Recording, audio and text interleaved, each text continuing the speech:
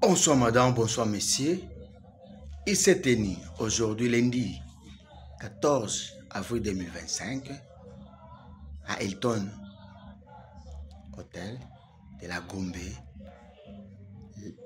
le 10e anniversaire de AZES, Agence des zones économiques spéciales, qui a eu des discours, des exposés, des interventions.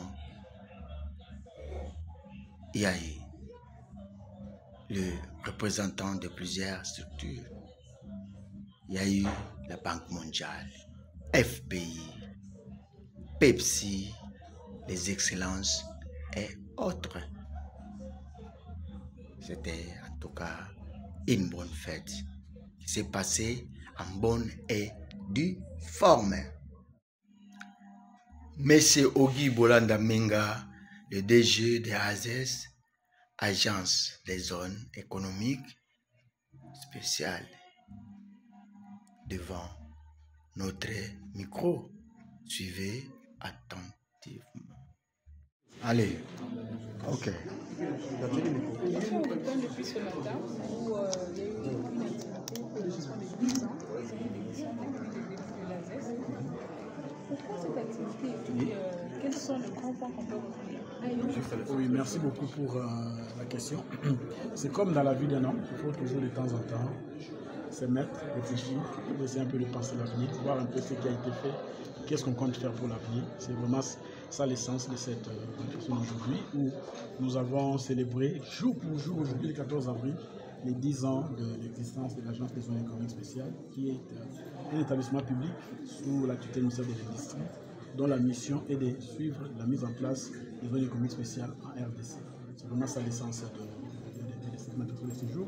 Ce qu'il faut retenir, c'est que nous avons présenté les bilans de tout ce que nous avons fait jusque-là. Et nous avons retenu que pendant ces 10 ans, les ZES sont devenus des réacteurs au Congo. Il existe plus de 5000 ZES à travers le monde. Il y a un aiguille sociale au Congo. Nous avons présenté les cas pratiques qui sont déjà opérationnels, notamment la zone de Maloubou, la zone de Kinmalebo, ici à Kinshasa, parce qu'il y en a deux déjà. Il y a la zone de Kiswichi à Lubumbashi, et la zone de Kinsevere à Lubumbashi. Nous avons la zone de Moussompo à Kolwezi, dans les Balaba, et puis il y a la zone de Moussénéné dans les Nord-Kivu. Donc, c'est ça les zones qui sont déjà là.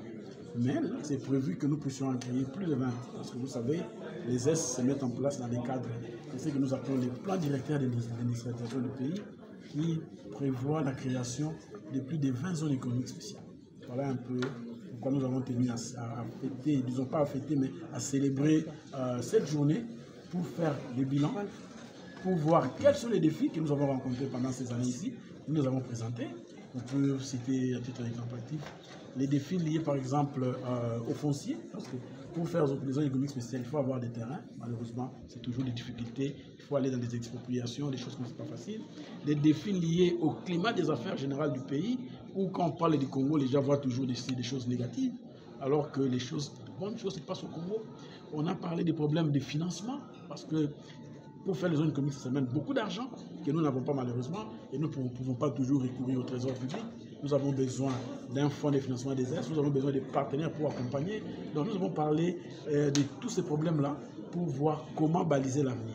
Et par rapport à tous ces problèmes-là, nous avons fait des propositions au gouvernement, notamment que le gouvernement puisse avoir des domaines fonciers à lui pour permettre de faire des projets, pas seulement des zones économiques spéciales, mais différents projets peuvent se faire à travers ces fonciers de l'État, que l'État mette en place tout un fonds de financement des zones économiques spéciales pour permettre à ce que l'AZES puisse avoir les moyens pour mener des études de faisabilité, commencer les travaux d'aménagement des terrains, chercher les aménageurs, mettre en place des guichets uniques dans les zones, parce que dans la zone économique spéciale, tout n'est pas exonéré. Il y a certains taxes d'entreprise payées, il y a certains services qui doivent être rendus aux entreprises des Est dans le cadre de facilité. Il faut qu'il y ait un guichet unique dans lequel il y a les administrations pour travailler, pour faciliter la vie aux entreprises. Voilà un peu ce que nous avons présenté et nous pensons que les autorités qui nous suivent vont mettre des bouchées doubles pour pouvoir amener des solutions à tous ces problèmes. Merci beaucoup. Merci beaucoup. Merci. Le panéliste, M. Jean-Luc Mastaki, directeur sous-régional.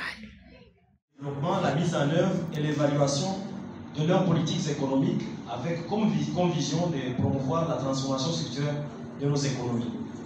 Le bureau de l'Afrique centrale que je dirige se focalise sur les questions de promotion de la diversification économique et la diversification économique à travers une industrialisation que nous proposons inclusive et durable pour nos États.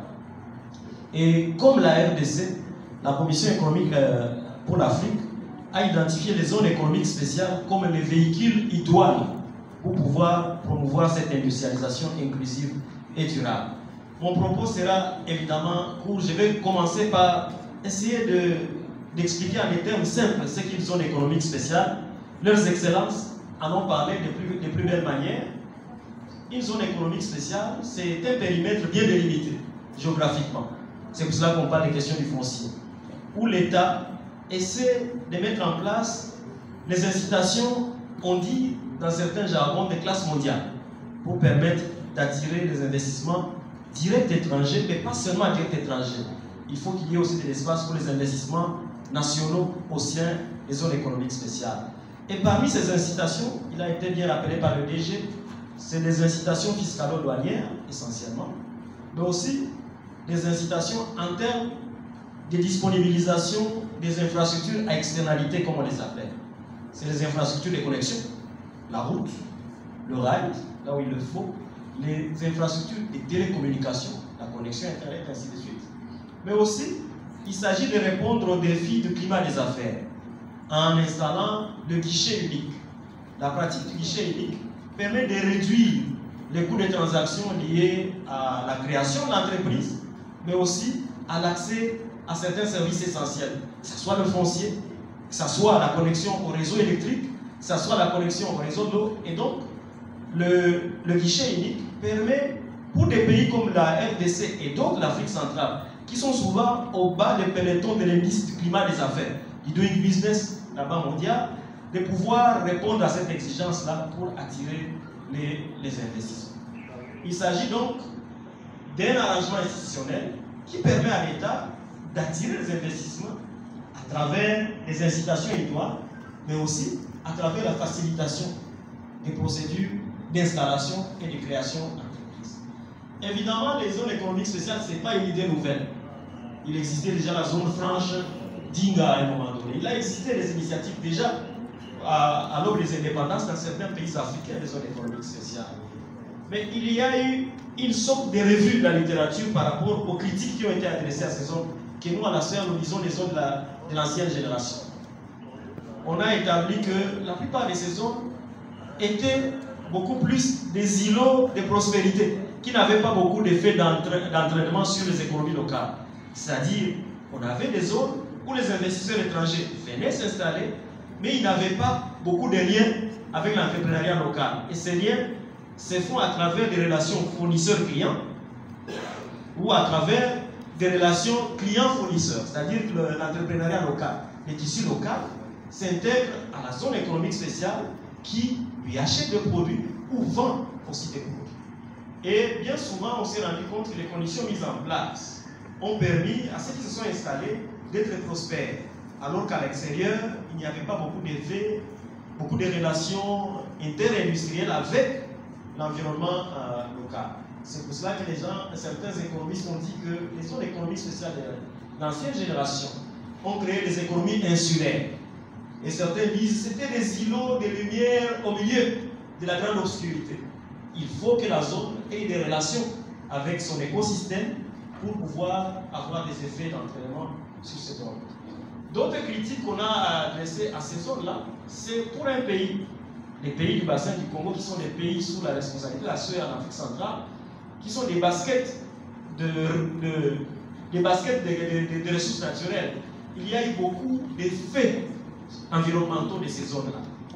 C'est des zones qui ont soit exploité de manière irrationnelle les ressources naturelles et les ressources non renouvelables souvent.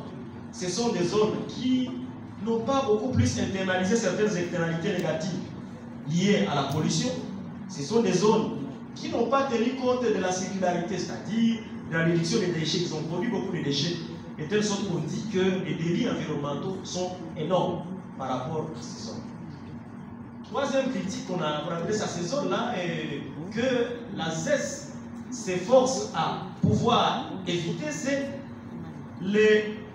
la faible contribution à la création d'emplois. Ça a été des zones à forte intensité capitalistique souvent, et qui ont amené la technologie souvent de pointe et qui n'ont pas souvent créé beaucoup d'emplois dans les secteurs. Il est clair aujourd'hui que le secteur minier des années 30 créait plus d'emplois qu'aujourd'hui étant donné les progrès technologiques. Et donc, suivez les mots de la clôture de cette fois 6e édition. Rendez-vous en 2026 au mois de mars.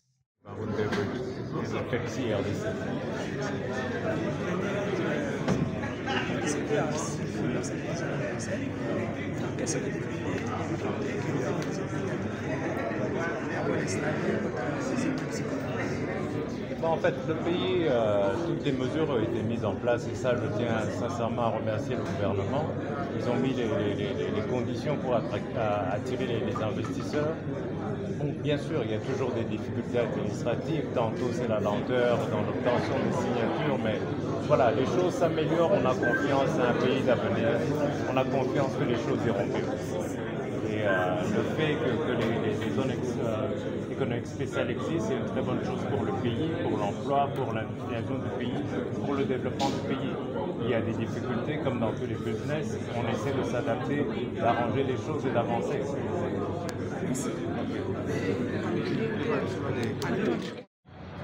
Abonnez-vous massivement à notre chaîne en ligne sur YouTube, à Mourata TV officiel. Vous ne serez jamais déçus.